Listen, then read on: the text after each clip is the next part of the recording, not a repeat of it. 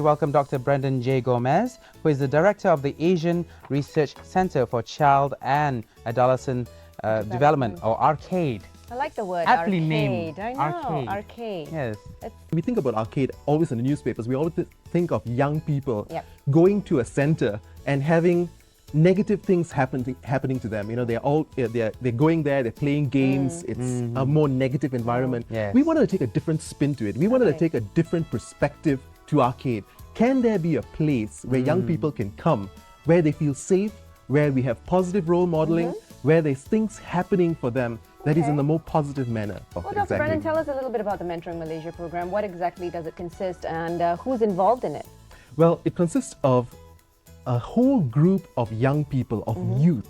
The youth helping youth. It's a cascading effect where you have older youth helping younger youth. So we're in 3 pilot schools right now. It's a pilot project. We're helping about 160 kids. Wow. And we work with the kids very intensively, providing them social and emotional support through the young people. But we have 2 components there, a wildlife component and a kids act component, a wildlife component and a theater component to attract the kids so that they will come for the program, so that they feel it's an exciting thing that they'd like to be a part of. Well, anything to do with wildlife, anything to do with theatre, kids are always associated. Exactly. They love that. Exactly. But you're working with, what's the age group that you're working with in terms of the children? 13, 14-year-olds, Form 1 and Form 2 kids, because that's the best age to work with them. As a developmental psychologist, you know, and we are looking at Malaysian kids.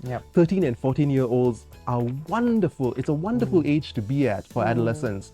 You know, an age where you can actually work with them, an age where you can have a positive influence in them, and it's an age where we can actually ensure the safeguarding of the future of children in Malaysia. Well, what is the main objective of having this Mentoring Malaysia program? Well, I think it's an opportunity for us to address some of the difficulties that young people are facing in this day and age.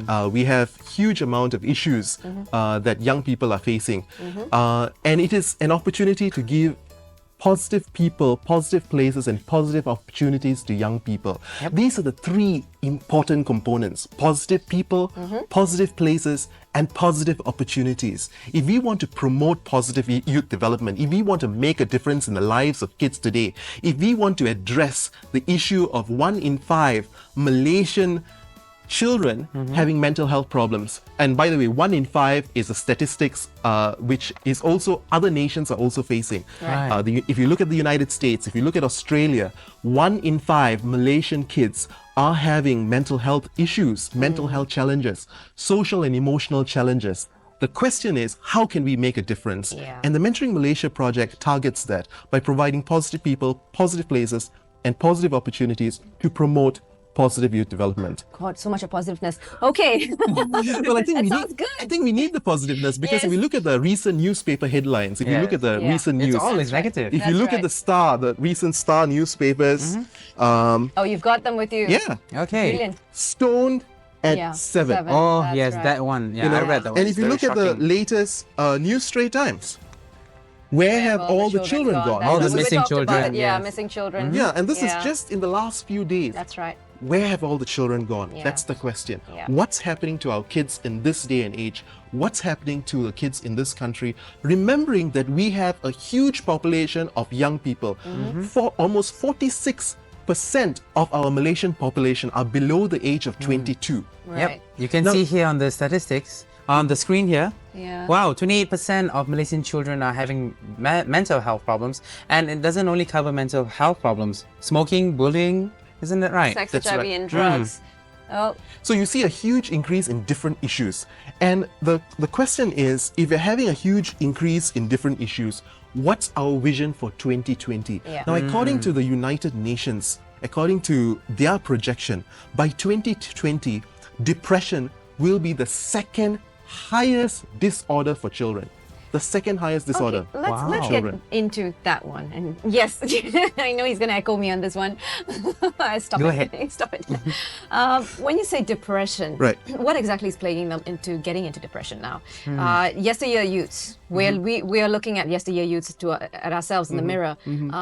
While we had a lot of problems in terms of miscommunication with families, we Yeah. had problems at school, but we managed to overcome it. Now, Yeah. our era of our parents, they were not the type to sit and talk to you. They had a totally different mindset. Right. It was a I say you do kind of mindset. It's But- either me or the cane or yes, something but like that. right now, like we spoke to another psychologist 2 days back, she said it's my way or the highway. Of course, we don't want the highway, but what are we looking at right now? Right now, you have parents who are a lot more educated, who actually sit with the children, That's right. who talk to the children. The cane is no longer used. The highways are no longer introduced. So what's happening? Why does depression suddenly come in then?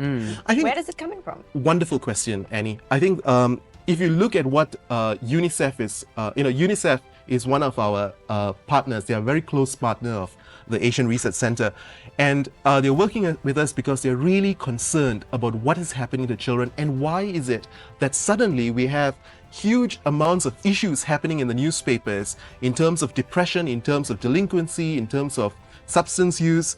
And according to the United Nations, the big increase is much a result of the rapid social and economical change and poverty levels that is happening. And it's not just happening in Malaysia, it's happening worldwide. This is a worldwide phenomena. In fact, every year, worldwide, globally, almost 1.5 million adolescents, and that's a huge number. 1.5 million adolescents die from substance use, abuse, pregnancy-related complications, suicide, injury, and violence. And according to the WHO, children's mental health is a ticking time bomb.